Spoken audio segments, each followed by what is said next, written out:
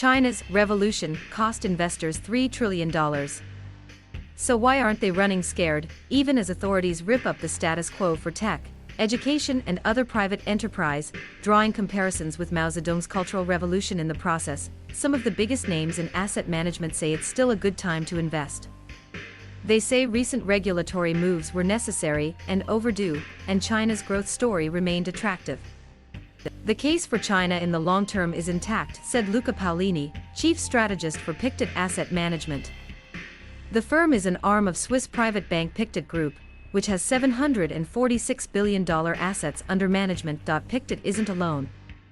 Many of the biggest names on Wall Street, including BlackRock, the world's largest asset manager, Fidelity and Goldman Sachs, are still advising clients to keep buying, albeit cautiously. The intensity of the measures will fluctuate, wrote strategists at BlackRock in an August research note. Chinese authorities will likely balance their regulatory agenda against a desire for economic stability, and the intensity of the regulatory crackdown may ease amid slower growth and market volatility. A broad shakedown. The clampdown over the past year has shaken many businesses to their core, and may also be acting as a drag on economic growth. The services sector contracted in August for the first time in 18 months. Financial tech firm Ant Group is reportedly worth half what it was before a planned public offering was shelved last November, and it was forced to overhaul its business.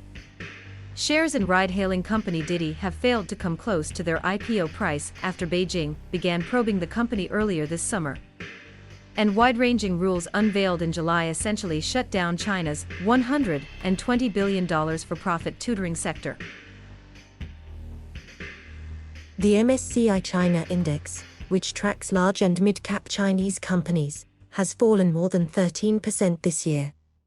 By contrast, the MSCI World Index has risen more than 16%. Some big proponents of Chinese investment, including SoftBank founder Masayoshi Son, have warned that they'll need to wait out the regulations before deciding to buy more aggressively again. Others, including Bank of America, have recommended ditching Chinese tech stocks entirely for opportunities in Australia, Japan, India and other parts of Asia. While we have championed China's impressive technological advantages and achievements on a global scale for years, we think the regulatory overhang is unlikely to dissipate anytime soon, analysts at Bank of America wrote in July. Beijing has signaled that its get tough approach will continue for at least the next 5 years. President Xi Jinping has tripled down. He told government officials Monday that anti-monopoly and other measures have been necessary to achieve common prosperity. And state media this week quietly circulated an article that first appeared on social media, which calls Xi's sweeping crackdown in economy, finance, culture and politics a profound revolution to end the capitalist paradise on China's markets. Foreign investors who choose to invest in China find it remarkably difficult to recognize these risks, billionaire investor George Soros wrote this week in the Financial Times. Xi's China is not the China they know.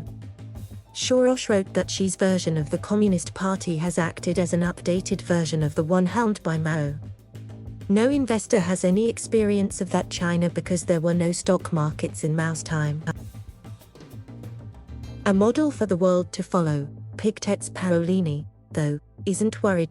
By one measure, he said, the crackdown is a belated response to the breakneck pace at which many Chinese companies have grown and innovated. He predicted the rest of the world would follow with strict regulations on data usage and the dominance of big tech. Regulatory risk has increased, but it is now largely priced in, on our measures, Paolini said, adding that China is the third cheapest major equity market and by far the most oversold. BlackRock's strategists echoed that rationale, writing that the Chinese leadership sees the measures as necessary to rein in the industries that have been rapidly growing and lightly regulated. We stand by our strategic preference for Chinese assets, they added. Even Goldman Sachs, which recently estimated that the crackdown had wiped out $3.1 trillion in market value for Chinese companies worldwide, half of that from tech firms alone, has remained bullish. Strategists at the investment bank wrote last week that the uncertain trading environment wasn't likely to hurt the case for buying Chinese equities too much, at least not in the mainland.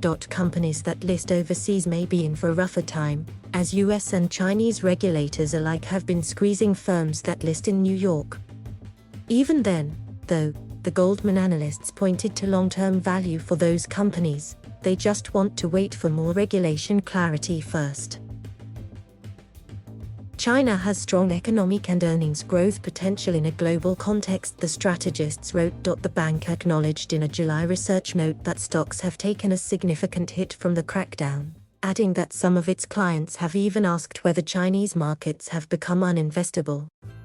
But they said they believe it's unlikely that extreme regulations would spread to every sector. The government has supported the development of foundational technologies such as renewable energy and 5G networks, and would be pragmatic when striking a balance between social ideological goals and capital markets in non-social sensitive industries over time. The indiscriminate sell-off has also created some bargain investments for those thinking longer term, according to Victoria Mayo, Director of Asian Equities at Fidelity International. Despite policy headwinds in some sectors, China is still on track for decent GDP growth over the next decade, she said, pointing to increasing purchasing power by the middle class. Some firms also touted the value of other Chinese assets. Paolini pointed out that the yuan has performed better than other major currencies this year, up 1% against the US dollar. Chinese government bonds are also overperformers, returning 3.5% compared to a 1.1% loss on JP Morgan's Global Government Bond Index, a benchmark tracked by bond investors.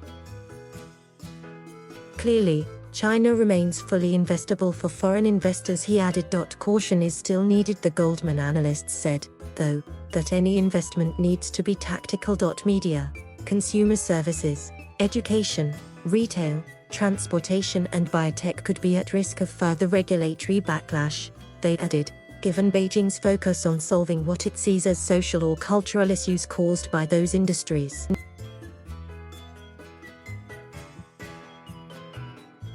Thank you for watching. Please subscribe.